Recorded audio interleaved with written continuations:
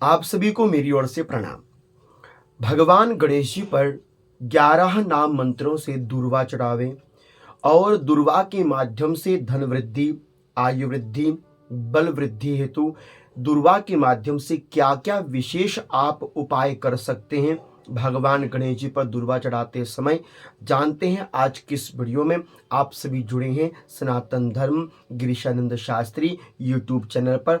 आइए आज कुछ अच्छा सीखने का प्रयास कर लेते हैं। बिना दूर्वा के भगवान श्री गणेश जी की पूजा की परिकल्पना नहीं करी जा सकती। इसीलिए भगवान गणेश जी पर दूर्वा अवश्य अर्पित करने चाहिए, क्योंकि भगवान गणेश जी को दूर्वा अत्यंत प्रिय है। किंतु दूर्वा तो हम चढ़ाते हैं, किंतु चढ़ाने का विधान क्या है और दूर्वा के माध्यम से कुछ ऐसे विशेष उपाय मैं आपको बताऊं जो आपके लिए बड़े फलदायी हो सकते हैं। बड़ी ध्यान से इस वीडियो को समझिएगा। शास्त्र कहता है, विना दुर्वांकुरई पूजा फलम के नापि नाप्यते तस्मा दुषसि मद भक्ति रेकावा अप्येक विंशति। गणेश जी में दूर्वा अवश्य अर्पण करनी चाहिए। नित्य की पूजा में गणेश जी को दूर्वा अवश्य अर्पण कीजिए। गणेश जी में दूर्वा कितनी चढ़ावें? 3 मुख वाली दूर्वा चढ़ावें अथवा 5 मुखी दूर्वा चढ़ावें। और कितनी संख्या में चढ़ावें? तो बोले 21 संख्या में आप दूर्वा भगवान गणेश जी को अर्पण कर सकते हैं। तो यहाँ पर मैं आपको समझाने का प्रयास करता हूँ कि कैसे आपने भगवान गणेश जी को दूर्वा और विशेष उपाय करने चाहिए। तो आप देख सकते हैं मेरे सामने एक दूर्वा है। आपने भगवान गणेश जी पर दूर्वा चढ़ाने से पूर्व सबसे पहले दूर्वा को साफ कर लेना चाहिए। देखिए, ये आपने दूर्वा को साफ किया।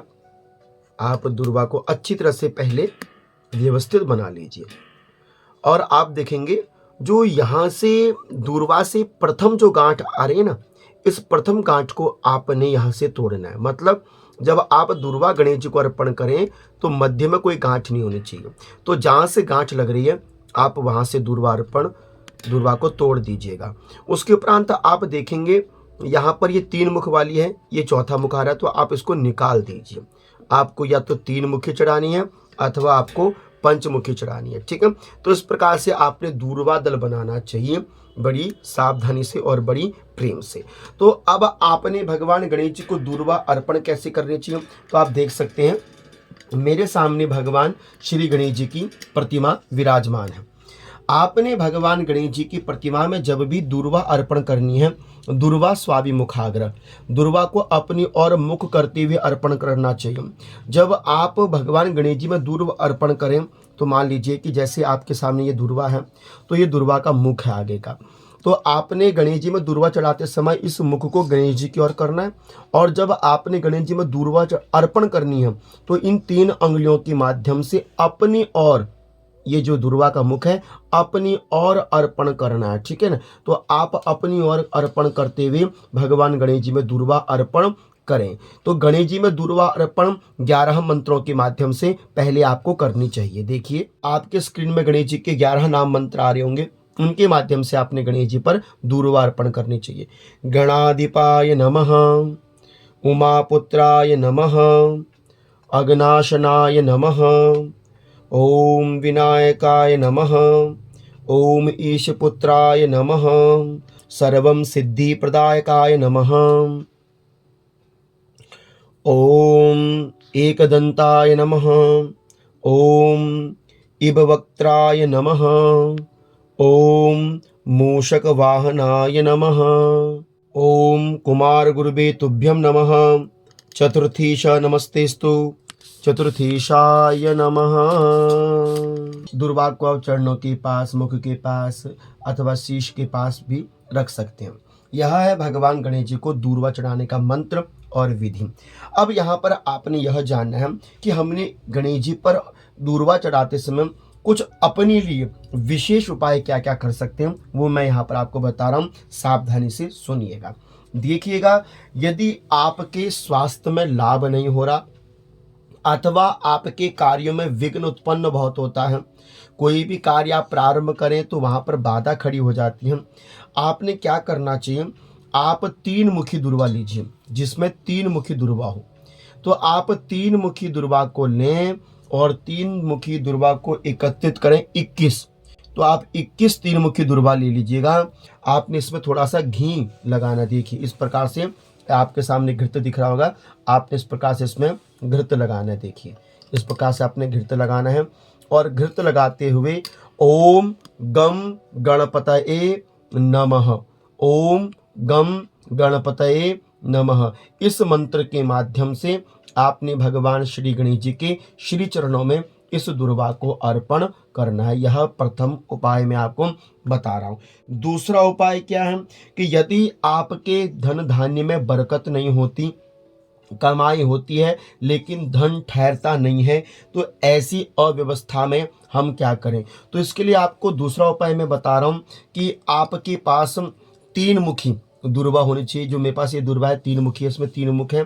तो तीन मुखी दुर्वा में आपने क्या करना चाहिए, थोड़ा देख सकते हैं आपके सामने यह शहद है, आप इसमें आप शहद ऐसे लगा दीजिए, ठीक है। शहद लगाने के उपरांत आप इसमें ये सफ़ेद तिल आपको दिखाई दे रहे होंगे, उन सफ़ेद तिलों को इस प्रकार से लगा लीजिए और इस तरह से कहते हुए ओम गम गणपतये नमः अथवा गणेश जी की गायत्री कह दीजिए, एक दंताय विद्महे वक्रतुंडाय धीमहि तन्नो दंती प्रचोदयात, अथवा कह देंगे ओम श्री विघ्न विनाशनाय नमः। इस तरह से कहते हुए भगवान गणेश जी की जो यह सूंड है, सूंड के पास आप दुर्वा को रख दीजिएगा। इस प्रकार से भगवान गणेश जी के सूंड के पास आपने दुर्वा दल को अर्पण करना चाहिए। तीसरा उपाय विद्या बुद्धि विवेक के लिए है। आपके बच्चों की स्मरण शक्ति में, याददाश्त में अथवा विद्या में बार बार कोई विघ्न पड़ता है, आप किसी कंपटीशन के लिए जाते हैं किंतु कहीं ना कहीं पीछे पिछड़ जाते हैं, तो इसके लिए आप क्या करें, यह उपाय जो मैं आपको बता रहा हूँ, यह उपाय आपने प्रत्येक बुधवार के दिन और प्रत्येक गणेश चतुर्थी के दिन अवश्य कर लेना चाहिए। विद्या बुद्धि बल विवेक की प्राप्ति की कामना के लिए आपने क्या करना है, आप देख सकते हैं मेरे पास ये जो दूर्वा है, ये दूर्वा आपके सामने पंचमुखी दुर्वा है। इस दुर्वा में 5 मुख है, नीचे से देखिए गिनिएगा 1 2 3 4 5, तो ये पंचमुखी दुर्वा है। तो आपने इस प्रकार से पंचमुखी दुर्वाएं लेने, कितनी 21, और 21 पंचमुखी दुर्वाओं को आपने ऐसे एकत्रित करना, इकट्ठा करना है और आपने इसमें लगाना है सिंदूर, सूखा वाला सिंदूर, लाल सिंदूर, इस तरह से आपने सिंदूर लगाना है, ठीक है। और आपने मंत्र बोलना है ओम सिद्धि बुद्धि सहिताय श्री मन महागणाधिपतये नमः, सिद्धि बुद्धि सहिताय श्री मन महागणाधिपतये नमः, अथवा गणेश गायत्री का ओम एकदंताय विद्महे वक्रतुंडाय धीमहि तन्नो दंती प्रचोदयात। इस प्रकार से सिंदूर दूरवा में लगाते हुए आपने सिंदूर को भगवान गणेश जी के जो इस सिर का भाग है यहाँ पर रख देनी चाहिए। इस प्रकार से गणेश जी में यह सिंदूर युक्त दुर्वा अर्पण करने के उपरांत सूखा ही सिंदूर, ये जो सूखा सिंदूर है, इस सूखे सिंदूर में थोड़ा सा आप घी मिला के भगवान गणेश जी के मस्तिष्क में लगाकर आप इसमें सफ़ेद तिल देखिए इस तरह से अंकित कर देंगे। बड़ी सावधानी से देखिएगा। तो इस प्रकार से आपने भगवान गणेश जी के निमित्त यह कुछ विशेष उपाय जो मैंने आपको बताए, आप इनको कर सकते हैं। आपके कार्यों में, आपके व्यापार में, आपकी विद्या बुद्धि में बहुत ज़्यादा प्रभाव अवश्य पड़ेगा, ऐसा मैं आपको अपनी ओर से विश्वास दिला सकता हूँ। तो इस प्रकार से आपने संपूर्ण विघ्न विनाशक भगवान गणेश जी का पूजन करना चाहिए। इस प्रकार से मैं आशा करता हूं कि आपको आज की यह वीडियो अच्छी लगी होगी। जुड़ सकते हैं आप मेरे साथ इंस्टाग्राम पर, फॉलो कर लीजिएगा। तब तक आप सभी को मेरी ओर से अनंत अनंत कोटि वंदन प्रणाम।